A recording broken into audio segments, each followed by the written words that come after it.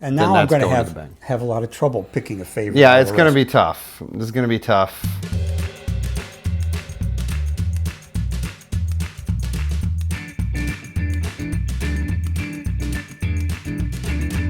Welcome back to Drinkin' with Craig and Roger. I'm Craig. I'm Roger. You've brought us the start of another blind tasting of whiskey, Scotch whiskey, some of our favorites in general. So what's going on here? Well, when I was coming back from our last little session, I stopped at the Turtle Creek package store off of 316, and they had this Johnnie Walker collection, which has Black Label, Gold Label Reserve, 18-year-old, and Blue Label in there. And I thought, okay, this would be great for a blind tasting. Yes. I know it's been done before, but we'll have our own special stamp on it. That's right. But I thought, well, we might as well have Red Label in there too, which is their least expensive one. Yep, but let's throw it in there.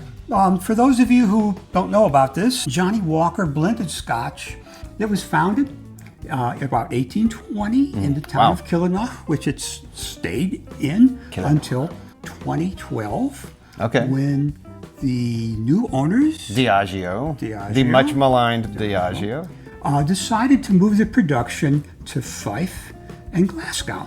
Now, Diageo has over 2 million barrels of Scotch aging in their warehouses. Oh my God. And so it makes it into various versions of Johnnie Walker. And the Johnnie Walker Red is not the same whiskey as the Johnnie Walker Blue, and the Blue has more age on it. Right. Johnnie Walker Red has somewhere around 35 different Scotch whiskeys in it. The Black Label, which is 12 years old, has something like around 30.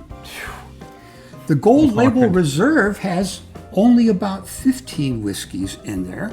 The 18-year-old has somewhere around 18. Amazing coincidence. And who knows what they've got in the Blue Label, because they say that only 1 in 10,000 casks is good enough for the Blue Label. And who knows how many are there. They are the rarest and the most aged whiskeys that they have, which is why it costs so much. That sounds good, and I had to be slightly cheeky, I guess. I was very interested in throwing this in. If you're familiar with the YouTube whiskey guy, Ralphie, this was his whiskey of the year, I think 2 years ago. This is also a blended Scotch. This is McLean's Nose. This is very reasonable. It's like $27, $28 in our market if you can find it. It's only made from 4, I think, different whiskeys. When there's a lot of information on this QR code, a breakdown of where they come from and what types of barrels and stuff like that. Non-chill filtered, no artificial coloring, 46% bottling. So it's got a lot of things going right for it. So I'm very interested to see where it falls in this blind amongst the much more popular Johnnie Walker products. Yeah, Johnnie Walker is probably the #1 or #2 selling whiskeys in the world. But just to refresh your memory, a whiskey in Scotland, if it has an age statement on it, has to have every single drop of whiskey, no matter whether it's grain or malt, at that age. So that's one reason why you don't see an age statement on Johnnie Walker Red, because the grain whiskey doesn't take as long to mature, and so they'll use a younger grain whiskey with an older group of malt whiskeys. But with the Black Label, it's all going to be 12. We don't know about the Gold Label Reserve. Yeah, at least 12. Oh yeah, it could be older than that. The 18-year-old, at least 18-year-old, and the Blue Label, there's no age statement on it, but we know they're old. And the McLean's Nose is 6 to 8 years, depending on the barrel. So still pretty good. I mean, there are ages stated there. So we will see. Now, I'm very interested to get into these and see how they rank. Ellen, please, would you set up the blind tasting for us as we walk to the other room? And pay no attention to what you're doing. All right, here we go. Bam. Okay. And we're back. This is, what did you call this? A whiskey lover's delight? A Scotch whiskey lover's delight. A blended Scotch whiskey lover's delight. Let's get into these whiskeys. All right. The first thing I noticed was when I looked at them where you could see the color. Okay, number 4 is considerably lighter than the rest. Yeah, the rest are pretty consistent in their color. Now, they can absolutely add coloring to any of these. Absolutely. So yeah, we'll see. All right. Number 1. Cheers. Very clear nose, and it smells a little young to me. Yes, I was gonna say it's maybe a little astringent. Right out of the gate, like I'm getting more alcohol than other notes. Yeah, so maybe that youth. Yeah. We'll see. I was gonna say I didn't smell any peat. I think I taste just a faint hint. Faint hint, yeah. A little bit of smoke on the finish. Pretty malty, vanilla, caramel type center to it. And I don't taste any C in it. No, it's it's pretty simple. It's got a little bit of sweetness there in the end. It's pretty light bodied, so kind of a little bit thin in the mouth. It's fine. There's a little bit of fruitiness going on, yeah. Yeah. Maybe a little green apple, some citrus. It's it's, you know, it's a start. Well, almost all these whiskeys are going to be aged. Some of it will be aged in a bourbon barrel, which will add some vanilla notes and some caramel to it. So. No doubt. Well, okay. On to number 2. Yeah, on to number 2. A little softer, a little more age on this one. Yeah, bigger nose. This is definitely a fuller. There's more going on this one, I think, in the nose. Yeah, it's sort of a fruity nose to it, too. I was almost thinking almost slightly nutty. Yeah. Kind of rich. Yeah, okay. Okay. Oh, okay. Yeah, it's definitely got more age on it. It's rounder, softer. I'm trying to... Well, it's got caramel and malt in it, that's for sure. I don't taste very much peat, just a tiny bit. I was going to say one thing that caught me as it transitioned through the palate was like a nice, I would say like dirtiness to it. Something like that. Some kind of like funky, dirty notes. And now that the fruit is starting to come out that you said, I'm starting to get more of that apple, like almost Irish whiskey type fruit notes. This one's pretty nice. Yeah, maybe a little bit of, maybe a touch of sherry in there. Yeah. Raisins, that kind of stuff. It's pretty good. It's significantly smoother and fuller of a flavor and body than the first one. Yeah, it is. I like it. Yeah. Yeah, Okay. this is strong. This is definitely a better showing. Yeah. On to number 3. Number 3. Oh, I like that nose. Oh, even more of that nutty nose to it, right? This is a brighter nose. It's not as heavy as the smelling as the second one. A lot sweeter. A little less body to it than the second one. Yeah, it's thin. Yeah, it's definitely a little thinner. Sweet, and then it transitions in the end. It's like kind of a little bit spicy. Yeah. It's pretty nice. Oh yeah. So it's a nice drink. And then that nuttiness again, which is odd, interesting, unusual in a Scotch. Not much peat or smoke. I would say there's some like lemon type citrus in here. It's definitely a brighter taste than number 2, and it's significantly better than number 1. Nice spring summer whiskey right there. Okay, we're going heavy here again. What's in the nose? Caramel? Orange? Caramel? Caramel, sure. There's a few things going on here. This is more complex. Oh, Definitely rounder. there's Whoa. some distinct, I guess it's peat. It's like spicy. That's all I can say, like almost peppery spice. Oh yeah, and it starts in the body of it and continues to the finish where it develops even more. I was thinking tobacco maybe immediately. I think so, yeah. Yeah, tobacco. Nicotine. But then, then the finish is nice, but and now it has a fruity smell to me. Yeah. There's something in there that's hard for me to describe. Well, definitely that's a peat. I guess, It's yeah, it's got to be peat. Yeah, just the grass and stuff that's in there. And I believe some smoke. Yeah, I'm smelling the smoke now distinctly. Oh yeah, it's in the finish as well as the round fruitiness. This is probably the biggest peat presence of any of the first 4. Yeah. So, despite its light color. Pretty good. All Was right. that the light? That was the lightest one? Yes, it was. Interesting. All right. Yeah, almost like now, when I said tobacco, now it's almost like cigarette ash kind of thing. Interesting. Well, it's good. I first thought it was like chewing tobacco, you know. Yeah, it sticks out amongst those four. Well, it's a very similar smell. Yeah, on 5 here. Oh, Yeah. oh yeah, much sweeter and more approachable. This one tastes like it has some age on it. Yeah, Maybe 18. I would say so. This could be the 18. It's very, very Or the round, blue. very smooth. No peat or smoke that I can taste, at least yet. And Just curious. yeah, The blue, okay, they're all 40%. All the Johnnie Walkers are 40% alcohol. So I wasn't sure if maybe blue was a little stronger or not. Nope. All right. Interesting. This one, yeah, very, very approachable. Getting a lot of the similar notes as the others. This one has I think this is the sweetest of the ones so far. It's a little candied, smelling and tasting to me. yeah, and there is peat, the grassy peat, on the main body and in the finish, on top of it. That rides on top of the sweet, you know, caramel. This one's pretty stuff. nice. It's an easy sipper. This is a good one, and there's enough going on there. Yeah. It's kind of lingering on the finish, and yeah, I dig that. That's a pretty good one. Okay. And And final, I'm gonna get a little palate cleanser.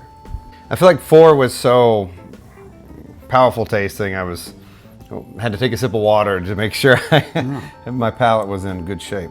all right. Oh wow, okay. Maple syrup for days. Pancake syrup Oh right wow, there. yeah, right there. Oh, Distinctly syrupy. same in the body. It just continues there and in the finish. It's real. This is light. This one's thinner and more simple than most of the There's others. a little bit of peat on the top of it. That's, again, not smoke, but peat. Yeah, I'm not really getting it.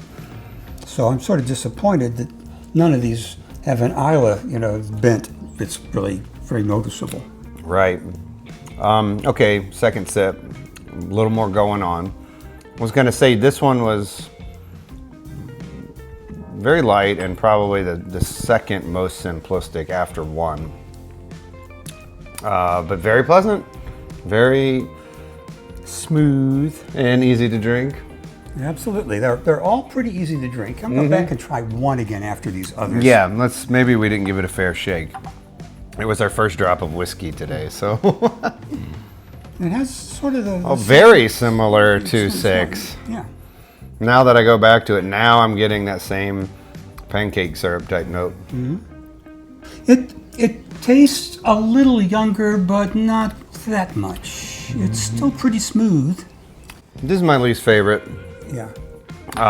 Yeah, I think it's definitely the youngest. I'd have to guess this is the red label, It could be. if I'm guessing.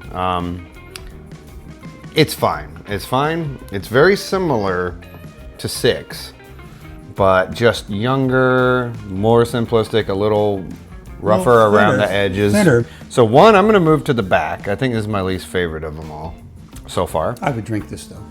I mean, yeah, I would drink any of them. They're all all- drinkable, but if we're going to pick favorites amongst these, And then now I'm that's going to going to the back. have a lot of trouble picking a favorite. Yeah, of it's the going to rest. be tough. This is going to be tough. This is in the back. All so light. There's there. Oh yeah, of course. You know, they're So 80, light. 80 proof or Yeah. 86 proof, and Yeah. a significant amount of that is going to be grain whiskey, which is very light. And so, compared to a single malt, no, these are going to be lighter. Yeah, no doubt. Yeah, 3 is more complex. I'm Yeah. going to put 3 up there because it's got more complexity than 1 or 2. I'm going to go out of order here. I'm going to go to 4. 4 is probably the McLean's because It's got to got be a the heavier McLean's body. nose. Heavier body. There's a lot more going on. It's just much more intense flavors comparatively, and there's other things that are not so smooth and sweet and, you know, all that kind of stuff. This is a more connoisseur's, like a little bit more challenging whiskey. There's a lot of, every time I go back to smell it, it's a little different, you know? and I'm getting different things in the flavors all the time. So that's cool. Well, that's what I've got here. 1 is going to be my least favorite, but I still like it. 2 and 4 are second least favorites. Okay. And then 3, 5, and 6 are my favorites. And of the favorites, I really can't choose between 3 and 6. It's really hard. They're so close, and they both got about the same amount of age on them, the same round body, the same little tiny bit of peat on them, a lot of caramel. So those are my choices. Are my first choice, yeah. And then 5 is second. 2 and 4 would be the third choices, and 1 would be my least favorite, although I certainly wouldn't pass it up. So I'm still deciding here. I've gotten it down to 2 through 5. So this will probably be all off camera. I'm just going to do my own little thing here, and we'll use a quote if I say anything noteworthy. 5 is pretty dang good. 5 has a lot more pep in its step than most of the others. Question, so for me it's between 5 and 4.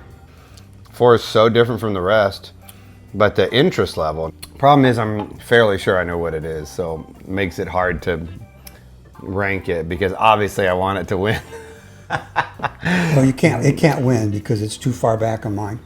All right, I'm gonna make a tie for mine. I'll make a tie for my first. 3 and 6 are my ties. All right, here's mine. My last place is number 1. 5th place is number 6. 4th is number 3. 3rd is number 2. And then I got a tie for first between 4 and 5. All right. Okay. So, Yep. before we announce the results, how we proceeded was... Yeah, what we decided to do, since we kind of had ties, and this was in first and second, and this was we didn't agree on them. What we did was the ones that if we ranked one first or tied for first, it gets a 1. Then whatever we put next gets a 2. Then whatever we put next gets a 3 and a 4 and maybe a 5. And so then we're taking those scores and adding them together. So the one with the highest score is the last place one. The one with the lowest score combined would be the first place. So maybe we won't have a tie. Maybe it's one way to try to decide it. We'll see how it goes. So Ellen, what have you tabulated over there? Okay. So in last place was number 1, which was the 18-year-old. What? Oh, what a fail. Not on us. Wow. Johnnie Walker. This was the one that smelled young? Oh, Yeah. wow. Okay. All right. Let's try this. Let's try this Try that sucker. again. Okay. Yeah. Okay. 18-year-old young. 18-year-old in the cradle. Maybe it's like 60% grain whiskey that's 18 years old. Jeez. It's so simple. Yeah. Wow. All right. Okay. Wow. Okay. Yeah, so no, here, let's put them here. So last place, 18. Whoa. And then tying with a score of 5 Yes. were number 2 and number 6. Okay. Yep. Number 2 is the red, Oh. Okay. Yep. and number 6 is black. Okay. All right. Red and black, they're together. Interesting. Georgia fans. Yeah, this is the Bulldog blend. Okay, all right. That's not too surprising. All right, and then tying with a score of 4, number 3 and number 4. Okay. Which number 3 was the gold, Okay. and number 4 you both correctly identified as McLean's. Okay. And it leaves only one, Yeah. Number 5, which was the blue. which was the blue. Number 5. And so I ranked number 5 as as tied for my number Tied for 1. number 1. And you ranked it Number where? 2. Number 2. Number 2. All right, so what are our takeaways here? I think after all of this, we would say the 18 year at like $80 is a total bust. I wouldn't recommend that since it ranked as our least favorite. All I can guess is they put a bunch of grain whiskey in there and aged that 18 years.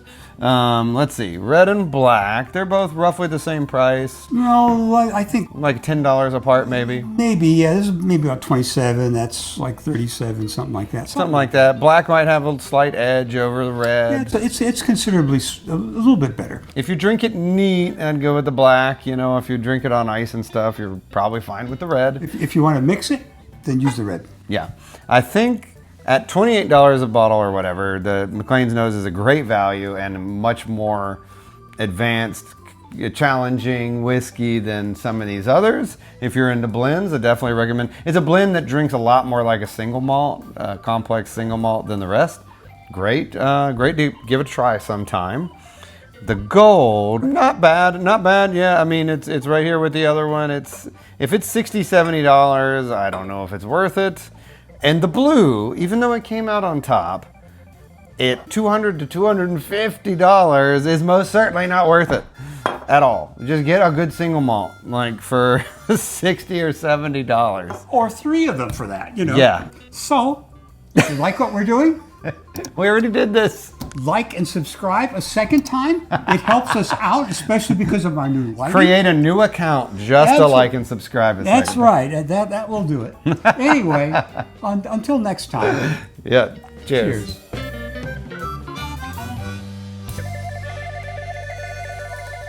Yeah, not too shabby. So I'll let Sorry, you. I get all choked up with this stuff. Very sentimental at the end of every video. Yeah, well, you know, the more I drink, the more sentimental I get. That's right. Yes. At some Think of point, a I might comeback. even hug this guy. Stop.